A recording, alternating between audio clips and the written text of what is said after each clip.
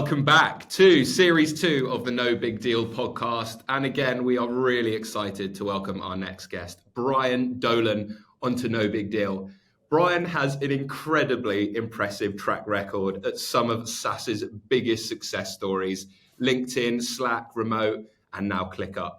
At LinkedIn, he was the number one EMEA rep for 2018. He hit 3 years of back-to-back club quota attainment at Slack. And in 2022, his annual quota in 5 months into the financial year. He also closed Slack's largest deal in EMEA history in May 2021 at over $3 million. We might hear more about that later. And in 2023, he was the number one AE out of 8 UK&I enterprise AEs, having the highest dollar value closed and highest percentage attainment.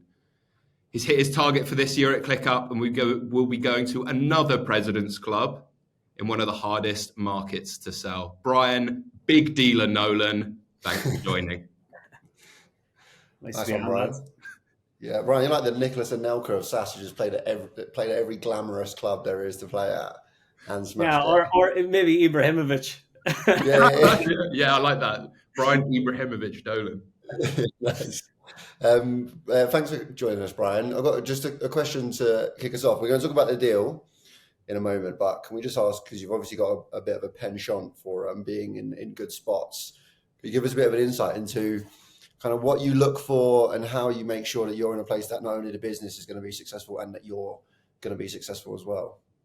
Yeah, I suppose I have a background in recruitment, first of all. So that's kind of where I started my sales career.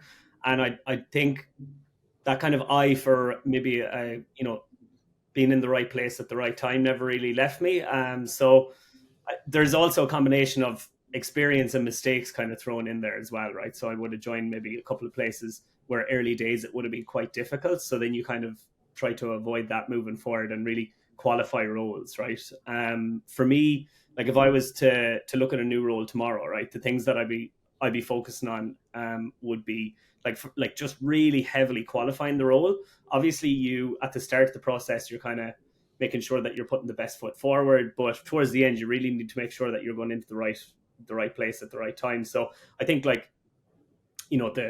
what do the quotas look like? What does the comp plan look like? For me, one thing I learned, I think that was a really important lesson, was what's your brand actually coming into that company? Because if you're in your current company and you're a top performer, you kind of get the impression that you're just going to walk into another company and everyone's just going to know, they're going to know you and they're going to be like, oh yeah, we'll give him this account.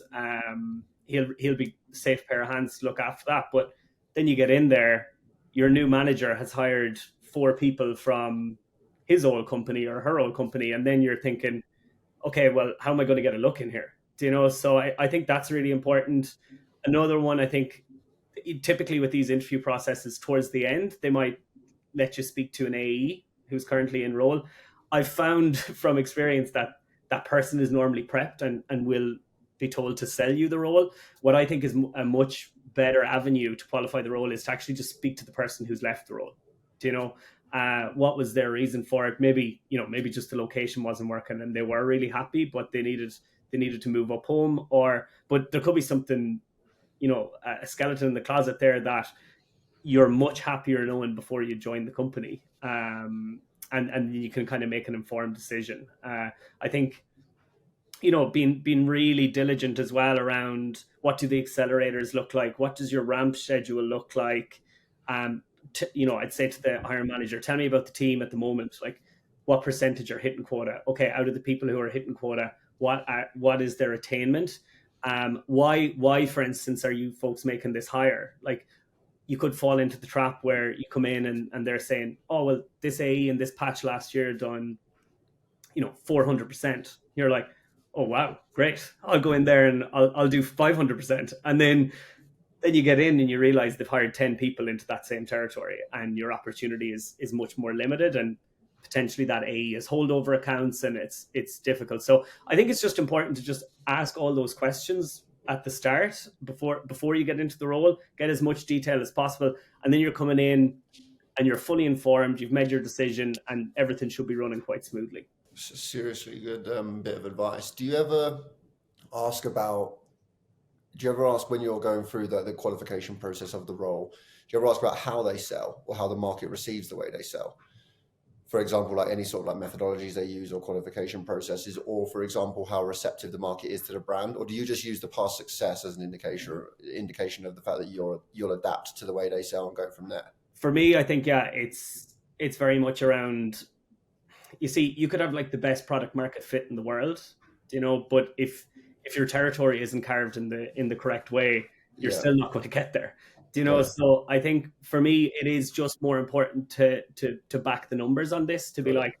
like, okay, my target's going to be 1.2 million. What was closed in that particular territory last year? If it's 4 million and now there's 4 reps going into this territory this year, I'm like, okay, this could work for me. But it could be a very flashy product, could be an excellent product market fit, but if somebody else has 90% of the good accounts in the territory, it's going to be very difficult. Now, some areas I would focus on, I mean, obviously it is important to have a product market fit. One thing I think that I've missed in the past, but I've definitely learned is very important, is what competitors do you have that, are you the leader in the market, or are you the person who's coming in to try and kind of test that leader and see if you can make space in that market? That can be huge.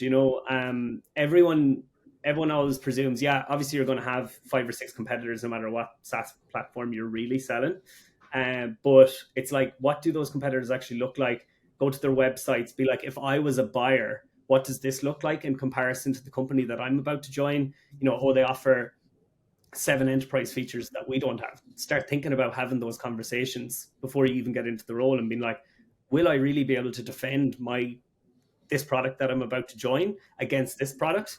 What's their market share? What do they look like online? What's their stock price? All these things I think are really important, because you can, like, for instance, we would have competed against Microsoft back when I was in Slack, and we had an amazing product, but sometimes you'd go in to speak to a company that were fully on the Microsoft suite for the last 20 years, and their executives and the Microsoft executives were out for dinner 4 times a year for the last 5 years. That's very difficult to break through. So it's like, you can get you can get very excited and be like, there's a great team in here, this is a great product, we have a great product market fit. But when you actually start to look at that market a bit more and start to look at the competitors, you need to realize what you're up against.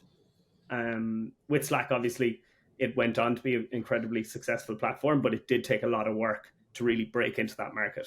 There's a seriously good bit of information and good bit of learning there. Like, we've all probably made those decisions, and we've all been like wide-eyed and been like, this is great, I've heard such great things, blah, blah, blah. But you really don't know until you get under the bonnet of it.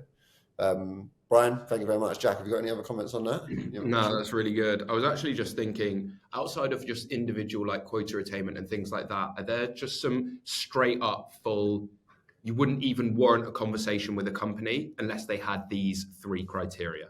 Yeah, I think product market fit is an absolutely huge one. I think also leadership is absolutely vital. Like, you need to look at the leadership and think, do I aspire to be that person or that other person in the next 3 to 5 years?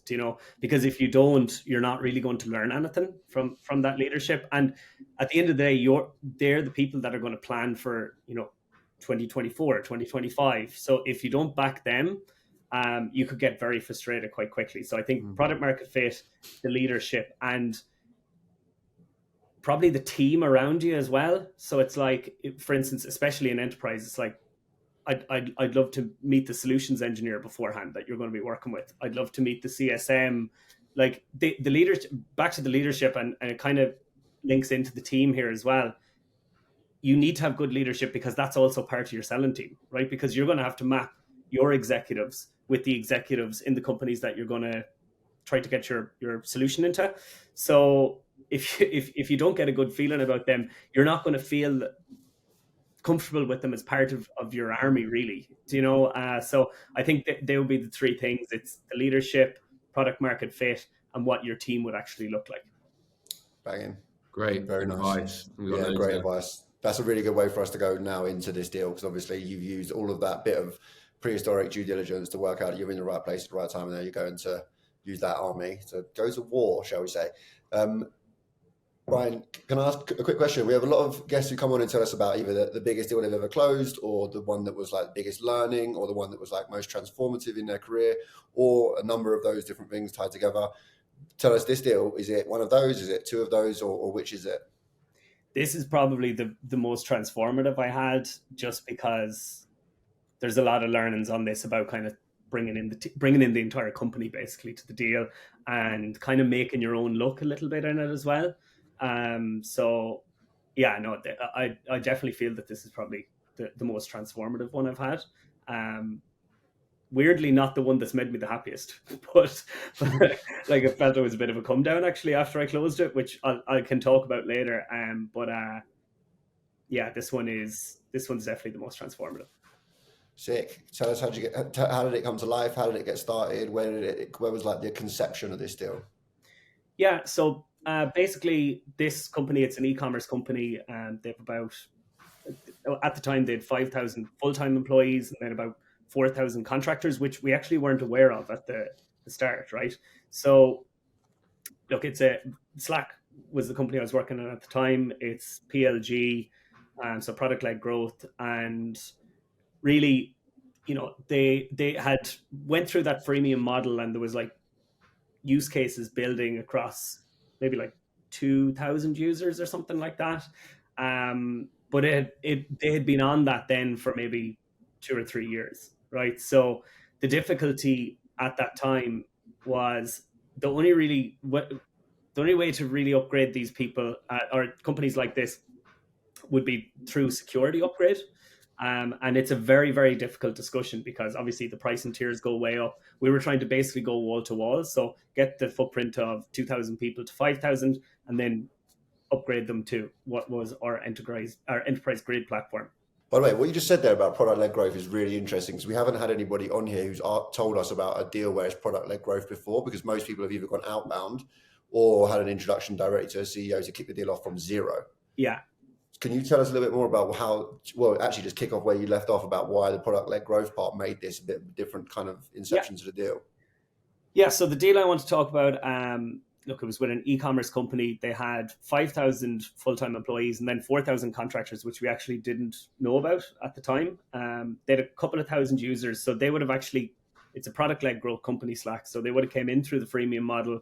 They'd like developed a couple of use cases, and they'd been kicking around for like 2 or 3 years, kind of half considering upgrade to like our enterprise platform, basically. The problem was all we ever really had was a security-based evaluation, which is quite tricky, right? Because the company is always going to come to you and say, you know what, like you're obviously like, this security is urgent, you need it, you're growing to like an enterprise level, so you need these admin permissions or DLP or whatever.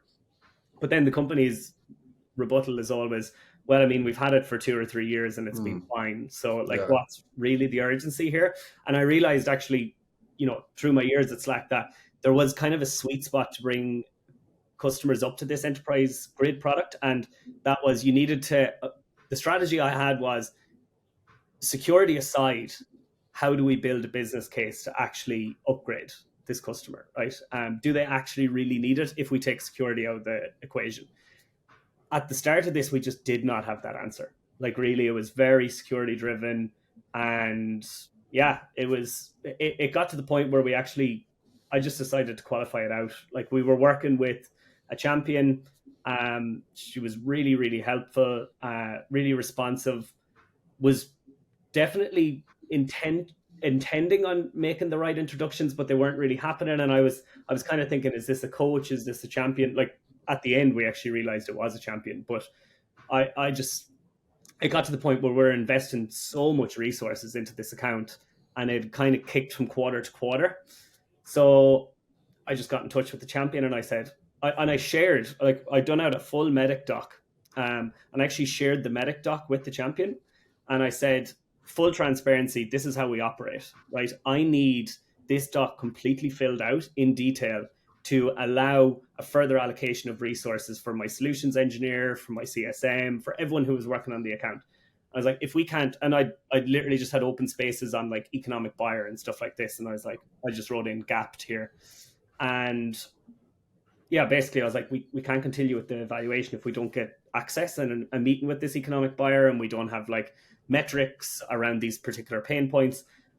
And the champion just wasn't able to deliver on that. So we just said, look, let's just leave it for now.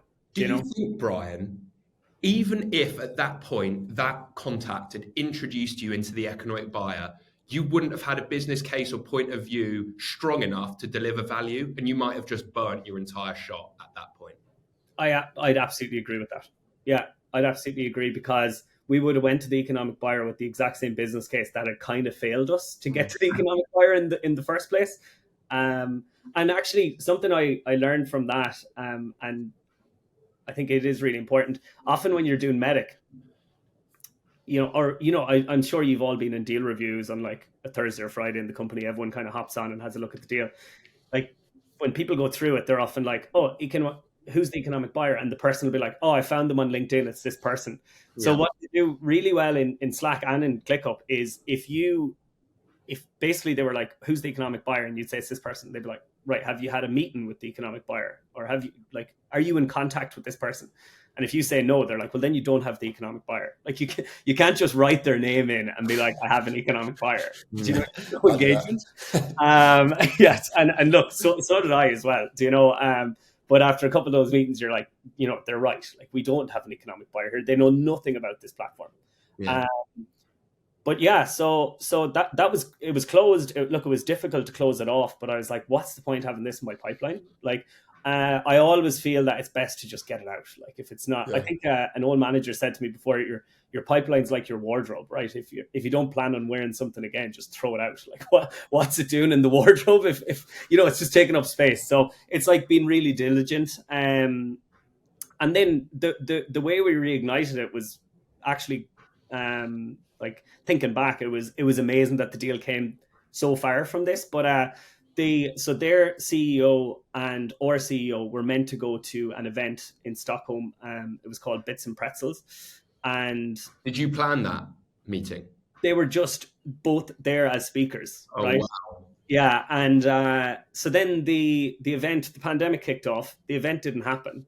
But one benefit of the pandemic was, like, if you wanted executives to meet, you'd have to ask the CEO of Slack to fly over from the US. It's like 2 days of his time to meet this person for 30 minutes or whatever. And just executives meeting on Zoom back then wasn't normal. Like when I joined Slack, you were flying around the place all the time. If you had to go to Stockholm, and if any meeting you to do, you were like taking half your day to fly over and come back. So I was thinking, okay, well, look, like this has kind of failed because we have bottom up, but we don't really have any top down eyes on this deal, right? And with Slack specifically and that enterprise grade product, it's a vision sell, right? It's a 3 to 5 year vision. Like, this is the infrastructure we're going to build, and then your company is going to plug into that infrastructure, and then these capabilities will be unlocked.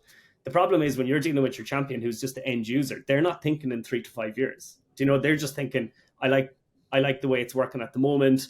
I'm so busy kind of working through these tasks, or I'm so busy communicating these channels. It's obviously very helpful, but they're just not getting the vision play, right? So I'll just butt in quickly, Brian. Sorry, I'll hold that point about vision.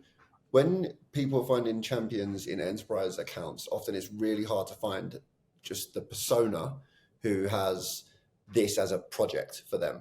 Somebody who's going to manage like the delivery of this project. And something like Slack is quite ambiguous, even more so than other, like, say you're selling Salesforce, it's going to be one of the heads of sales, a CRO, or somebody who's like CRM admin director in IT out there as their title. But like a communication platform like Slack, how does a champion surface themselves, or how do you qualify them as a champion and also make sure that person has sort of like credibility and authority internally?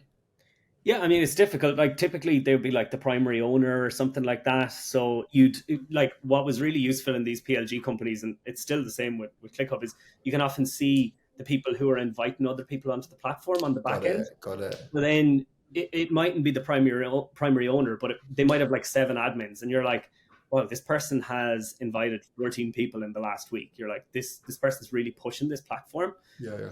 So that's kind of the best way to identify them. But then you're right. Then you have that other challenge of being like, yes, this person is completely like fighting our case in the business. And as they say about the champions, like selling on our behalf when we're not there, so like they're doing that great work, but often they're just too busy, to really grab the reins and like drive it forward. Like, if you invite somebody onto Slack or ClickUp or something like this, they might need 3 or 4 hours training, and your champion can't do that with everyone, So then it's like, how do you get the executives involved so that this becomes an initiative? So there's some structure in place around that. How do you, Brian? Seriously. So tactically, how did you do that? Yeah, so that event anyway was meant to happen, was cancelled because of the pandemic. And then I said, well, look, I was like, these two guys, our CEO and their CEO, could have just met in the hallway. They could have just sat down and had a coffee, right? So I was like, do you know what? I'll put an email together for my CEO to send, and I'll say, hey, I know you were at the event. We're meant to be at the event. I was actually looking forward to seeing you. I'd love to have a chat. This company we're starting to go public. I'm getting ready at the time, and Slack had just kind of been through that. So I was like, look, this could be like a really good conversation for them to have. So we recreated that kind of serendipitous meeting in the hallway. And yeah, they hopped on Zoom for a half an hour. I wasn't on it because they were like probably talking about some pretty private stuff. So I just didn't want to interfere. And I was like, it's just going to work better rather than kind of me sitting there and, introducing myself and then trying to move the conversation over and back. I just felt it would be a bit more organic. So came off that call. So the CEO didn't know anything about Slack before this. And then the follow-up was, he asked his executive team, so his entire C-suite, to come on and do a Slack for executive session with somebody from our side, right? So we got our CFO at the time, because a lot of the work in terms of how we got ready to be a public company happened in Slack, right? So they would have spoke with a lot of investors through like Slack Connect channels and things like this. So then they ran a session in terms of how that infrastructure will be built. And then after that, I was like, okay, we're really onto something here, because the executives, because obviously they're in these meetings constantly thinking about what 3 to 5 years looks like, and they can just enable teams across the business to be like, you need to look after this initiative now. They got very excited about what they seen, and I was like, now we can actually start to have the conversation around what are your strategic initiatives and how this maps to it, right? Because you almost tied in then. Look how easily you can communicate as an executive leadership team on Slack. Imagine the value if you do all of these initiatives, all of these projects across the rest of the business. And obviously all the executives think, shit. Yeah. The execution of all of those initiatives immediately goes up. And I think, Brian, as well, like, that's best case scenario, having that as your like proof of value. And, you did really well to tie that draft on behalf from your CEO to their CEO to then get that meeting. Like, and I presume, was there actually, Brian, any form of initiative that the C-suite on their side were talking about to try and drive efficiency across the executive leadership team? Or did this spark the initiative? It was a combination of a couple of things. Like, and there's one thing I want to touch on there as well. I think there's the mistake I often have fallen into in the past is, people, through your coaching, people are like, you get your champion and then you start to ask them what the strategic initiatives are, right? But the champion often doesn't think about the strategic initiatives. So you're like trying to tie the product to strategic initiatives when you're working with somebody who just uses the product day to day, right? Mm-hmm. So it's not, it kind of doesn't match. But I felt when we elevated the conversation, we started speaking to these executives about what their strategic initiatives were. Mm-hmm. They've no problem telling you, because they're in the meetings. Like they know what's being discussed. And the key strategic initiative, which absolutely blew open the deal for us, was basically this particular company had proven to their investors. So again, this is during their public readiness. They'd proven to investors that they could gain market share, right? But they hadn't proven to the investors that they could retain market share. And there was a lot of competitors coming into what was a quite new space. And the investors had concerns over it, right? So when I started to think about that,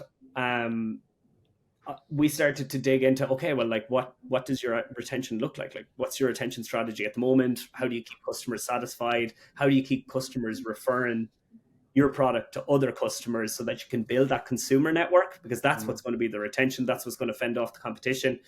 And then they started talking about this customer experience division. And I was like, well, who runs this? Like, we've never heard about this. So they introduced us to the head of engineering, who runs 4,000 contractors, and their main focus was for customer experience. So they were going to be the face of this particular organization to the market.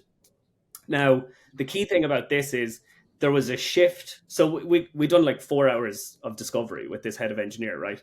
And what we realized is that there was a shift away in their ticketing management system from just the speed and the volume of tickets resolved to getting it right first time, because that's actually all about customer experience. If the person comes on and they leave with a solution, very positive experience, retention, referrals, and it builds a consumer network. So then when we went back to the executives, we were like, look, with our particular platform, right, there's a way where we can connect.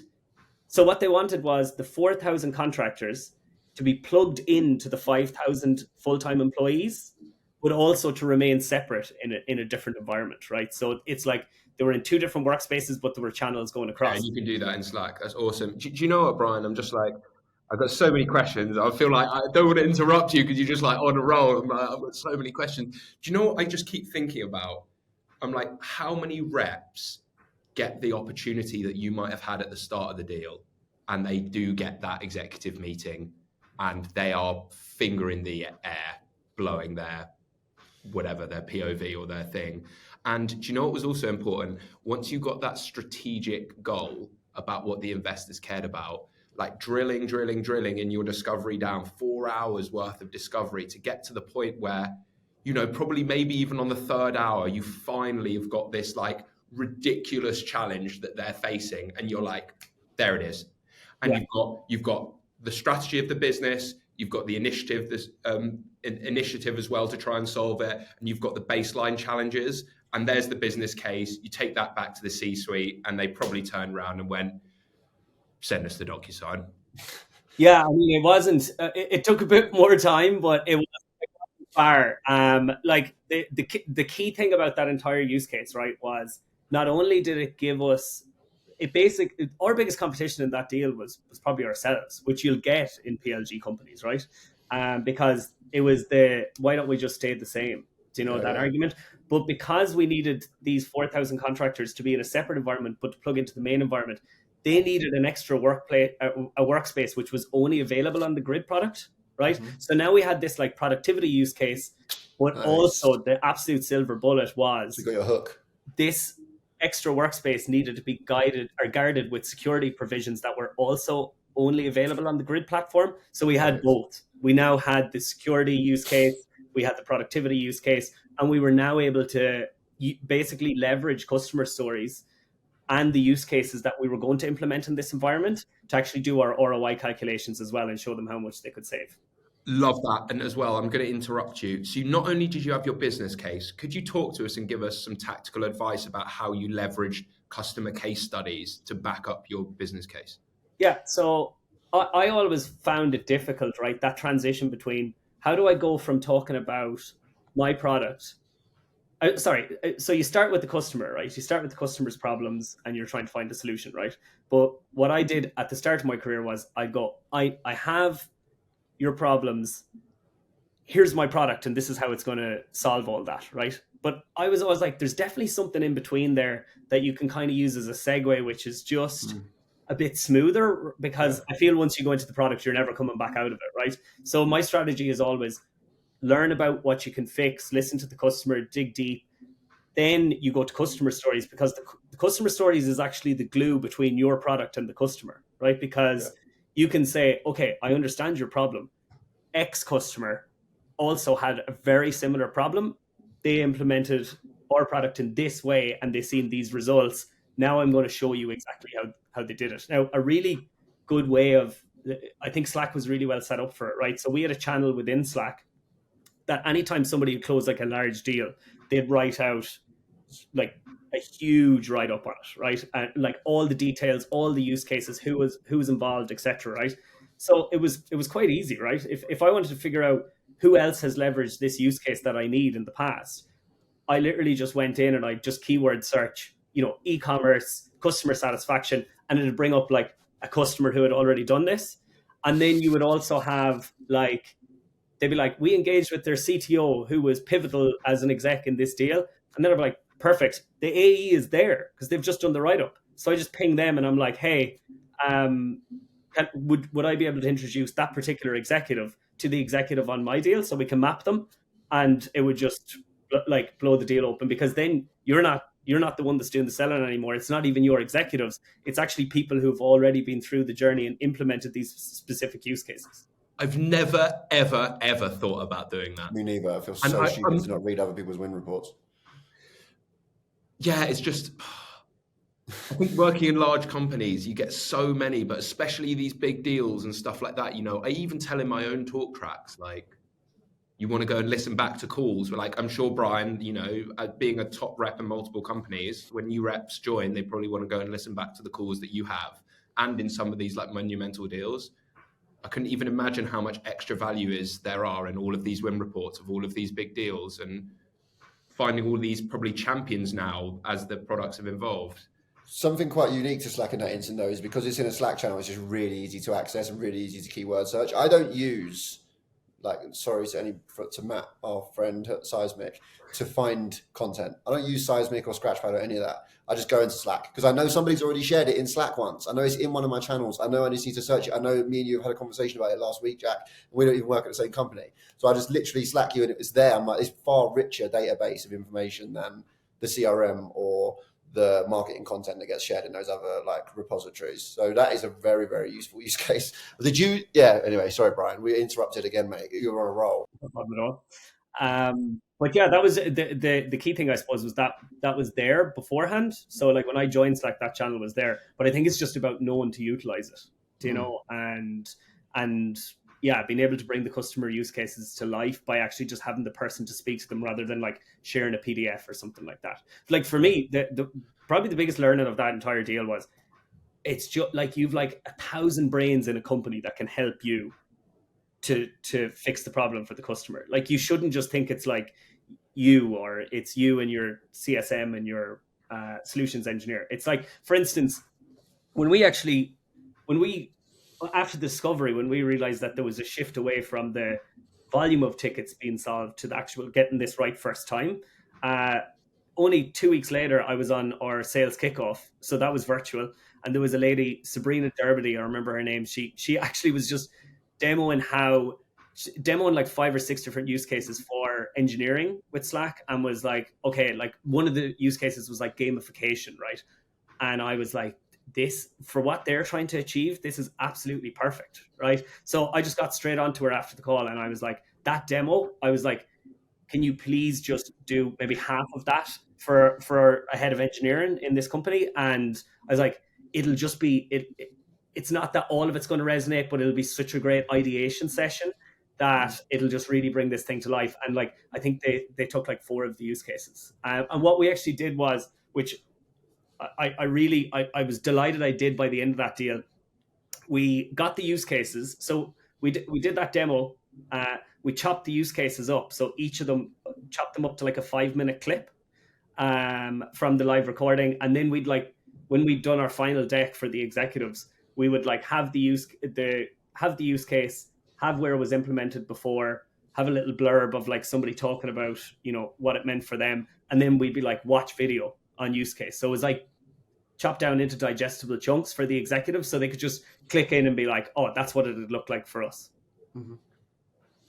What I love about that as well is there's something to be said about like the choreography of a meeting with a head of department or a head of or a C-suite at all. Like it's really hard to, until you get to that point, there's not a lot of managers out there who can give you really great coaching on how to actually go in here and how to write that email and how to segment it, how to make it easy to digest, how to make this conversation flow. It's like something that you're supposed to almost know naturally. But like, I don't know, I just love that tip there about just like chop it up, make it really digestible, and don't even say you have to watch it. Just put click here if you want, that type of thing. Those are the types of like segues that make you look like you respect people's time, and so on and so forth. Can you give us a little bit more of an insight into how the deal then came to the end? Well, this is the bit that we obviously, that as salespeople we love, but you just mentioned previously before that this wasn't even one that made you particularly that happy. Yeah. Well, I mean, look, closing it made me happy. It was just the day it was closed. I was like, thought I'd be a bit more excited than this, which is strange, you know. But no, look, towards the end, I think what I was very happy about on this one was that, like, I always believe that the urgency comes from the client side, right? So it's like find out. So for us, we knew that it was the public readiness and that security piece, and the fact that the investors had concerns around the retention of the customers, because we were like, if basically we were able to build a business case where we were like, if this continues for another 2 years, this is where your business is going to be, and this is what it's going to look like to the investors. So we were like, this is kind of urgent, right? We the negotiations were difficult. Like, if there's one mistake I made on this deal, was that I probably got procurement in a bit too late on it. And typically I do try to get procurement in as early as possible. When I was in recruitment, I recruited 4 procurement professionals. So I always have that kind of bit of rapport with them early days. I spoke to them for like 2 years at the start of my career, you know. But this one I left it a little bit late. I thought because we had the C-suite that procurement wouldn't really be involved, but procurement came in, and then they're doing their thing, and they see the pricing that's there, and they want more. Well, look, I said to procurement, I was like, I understand you have a job to do here, and we're going to allow for a little bit of wiggle room. And I said, the deal that's in front of you now, I was like, it's going to be available. I'm not going to do this thing where it's like end of quarter, end of year, whatever, right? I was like, this deal will be available in about 6 months, right? I don't think we'll get it for next quarter, but I do think we'll have flexibility halfway through next year. I was like, but the reason I think you should do it now is because, and then I would map out in bullet points, basically, you know, around the investors, around the productivity use case, around how the engineering team are working at the moment, around how long the services team will need to actually implement this. And then I also kind of showed them the picture of what this means if we were to do it in 6 months' time rather than now. So basically I was like, look, there's the deal. As I said, it's going to be available in a few months, but like, it's urgent for you. Yeah, I love that. So, you know, we're not going to chase you around too much. Now, obviously, I was still checking my phone every 30 seconds. You know, there's like a mask you have to put up to. There's two sides of that face. It's like, oh, I'm completely comfortable whenever this happens, you know. But like, I think definitely that helped me a lot in the negotiation to understand exactly why it was 100%. Urgent for them early in the sales cycle, because you just can't get that late in the sales cycle because they're too guarded at that point. They don't want to give anything away. And you'll find that out from, you know, the C-suite, your head of engineering, your champion, but you're not going to get that from procurement. No, 100%. So it's such a valuable point to note there. Like, do the legwork of the foundations of the deal early on, and it pays dividends towards the end. Yeah, for sure.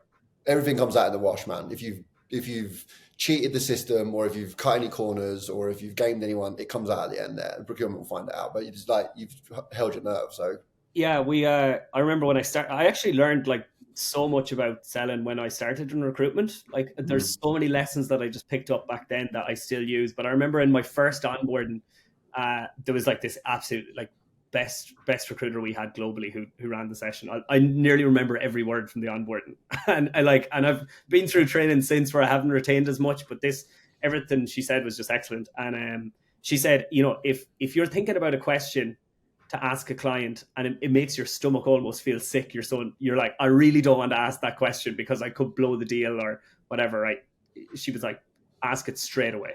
She's like, it's the question that you're uncomfortable about asking is the question that you just need to ask immediately, you know? And I think that's something that stayed with me in terms of qualifying all these deals. It's like, you know, you're getting halfway through a process with a large deal, and you can ask the question like, if you don't do this now, what's the impact? You know, and then start to get you don't want to ask that halfway through because you're still selling at that point. And there's like such a strange balance in sales, because for the first half of a deal, you have to be like really enthusiastic and try to make things that don't even seem tangible.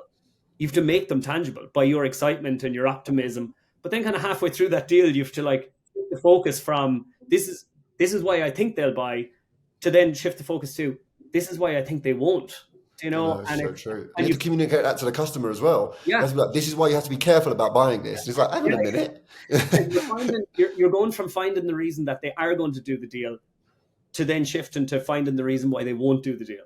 And that's a strange experience for the customer as well, right? Because they're like, when you deal review is like, just thinking about deal reviews, you're like almost explaining why this is a deal, why you have like, there is like, look, this is the reason why they buy. And then at the end of the cycle, you're like, these are the reasons why they don't buy. Yeah. This is no flags. Because you look like an idiot if you're like, they're definitely going to buy. And you want to pick holes in it, right?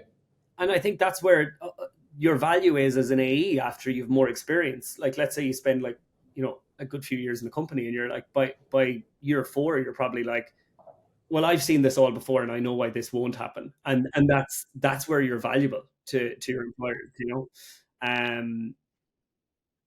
Yeah.